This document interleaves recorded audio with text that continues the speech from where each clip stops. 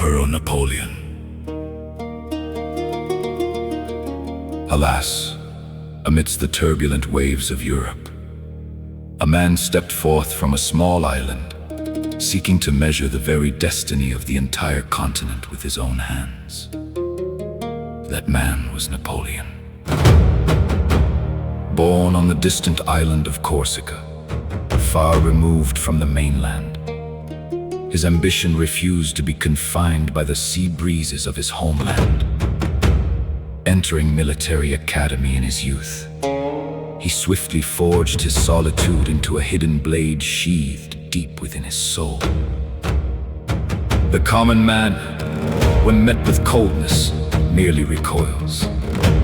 But a man of true ambition, when met with coldness, uses it instead to temper his very bones.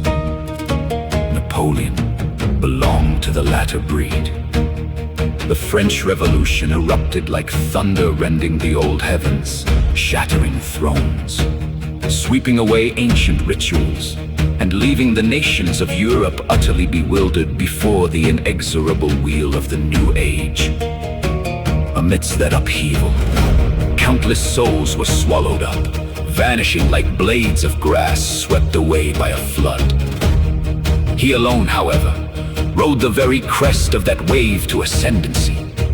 Toulon sounded the first drumbeat of his rise.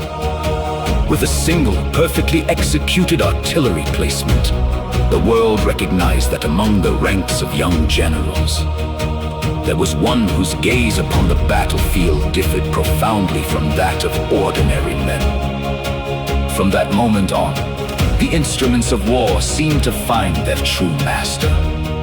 His fame soared as if lifted by the wind. The Italian campaign blazed forth like a fire igniting dry tinder. The French troops, once starving, freezing, and utterly demoralized, were transformed in his hands into a pack of wolves, keen to the scent of victory. He struck with the speed of lightning. He pressed forward with the crushing force of a landslide.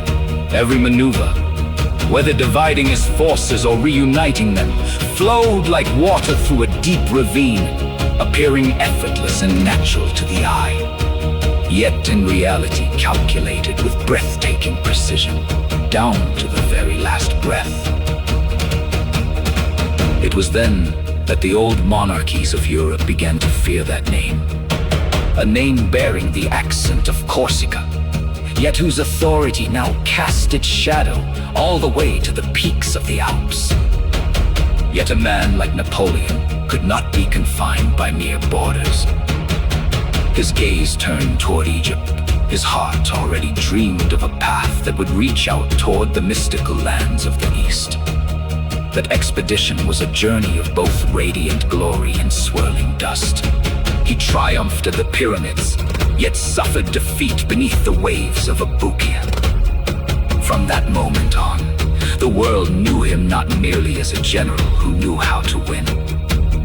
He was also a man who dared to dream dreams grander than the very heavens could contain.